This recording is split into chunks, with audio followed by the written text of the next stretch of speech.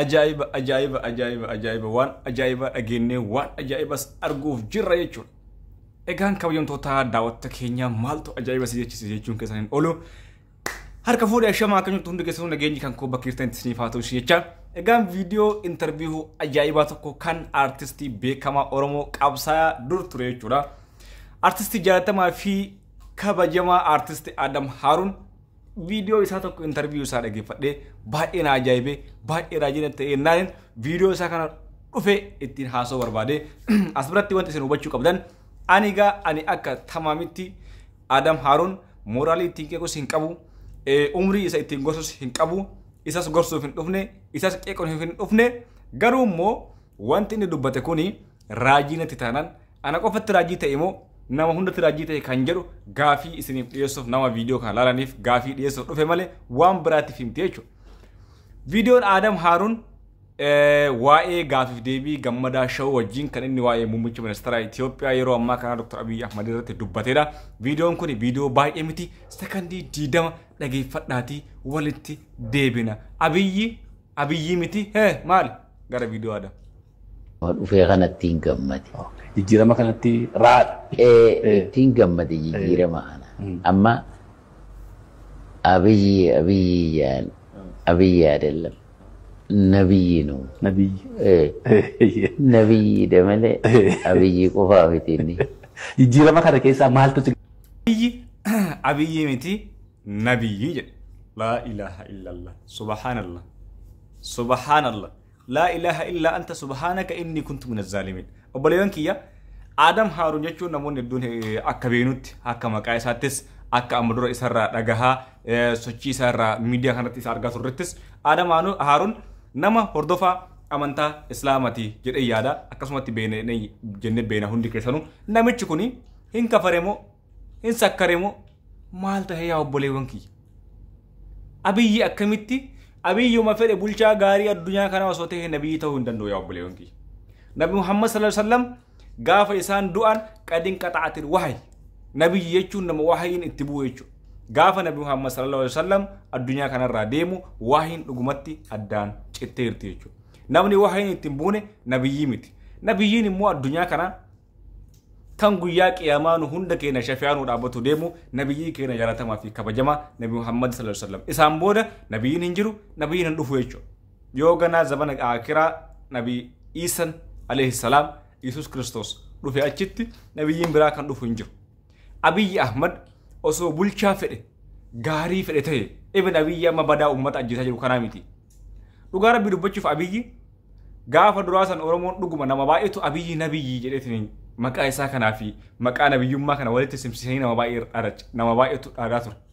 Haa ta'u garuu amma Abiyyi isaa fi qaama hidhate gidduutti wal waraansa deemaa jiruun uummanni Oromoo baay'ee dhumaa jira.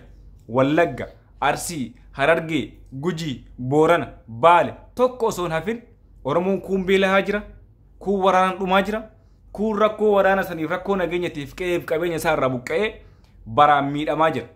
Harargee keessatti yoo agartan ibin bakka waraanni hin jirre bakka rakkoon nageenyaa hin jirrettis Harargee keessatti uummanni jimaa isaa kan waggoota umrii isaa guutuu gurguratee ittiin ilmaan isaa barsiifataa ture ittiin jiraachaa ture bara zamana Abiyyi uummanni Adam Haruun keessaa bahe argaa jirtan uummanni Adam Haruun keessatti dhalatee keessatti guddatee isaaf qabsaa'aa ture uummanni Oromoo keessattuu uummanni Harargee gandi isaa gosti isaa zamana bulchiinsa Abiy Ahmed waan jimaa isaa oomishatee bakka itti gurguratu dhabee rakkatee karaa gubbatti yoo ba'u argaa jirtanii jechuudha.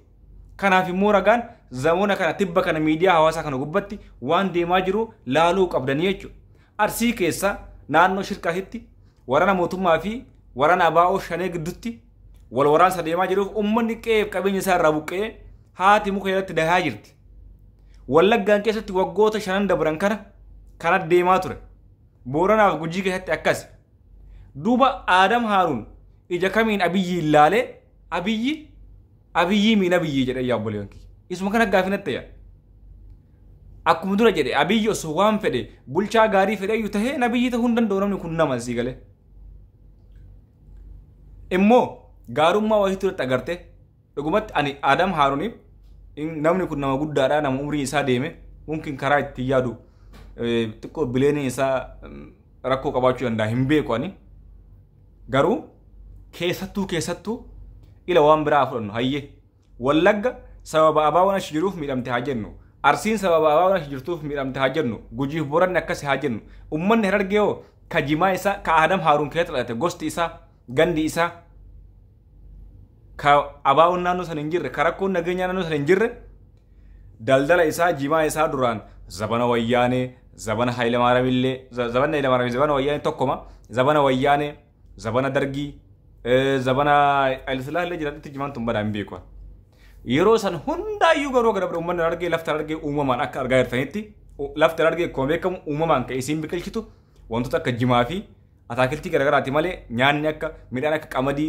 xaafii garbuu maaliin kun hin jiru jechuudha naannoo sana isaan kun maali jimaa isaanii urgatanii qamadii fi garbuu bitatan jechuudha warra Harargee isin galee zabana Abiyyi kana garuu zabana Abiyyi kana ummanni jibaa oomishee bakka itti urgatu dhabee jimaa rakasee jechuudha sababa Abiyyi jimaa rakasiiseef jimaa balleessuudhaaf sababa Abiyyi qabsaa'eef jechuudha bakka itti urgatu dhabee beelahee karaa gubbatti ummanni bee ummata kana gargaarsa guuraa fi jiran miidiyaa hawaasaatti argaa jirtanii jechuudha ummanni kun ummata kami ummata Adam Haaruun kun keessatti dhalatee keessatti guddatee gosa isaatii jechuudha ummata Harargee ummata kana osoo akkatti kana jechuun Adam Haaruun kun Adam Haaruun dhugaa rabbi dubbachuudhaaf hin jaaladhaa hin kabajaani dhugumatti kana isarraa hin eegne ture osoo Abiyyiin jaalateeyyuu osoo Abiyyiin dinqisiifateeyyuu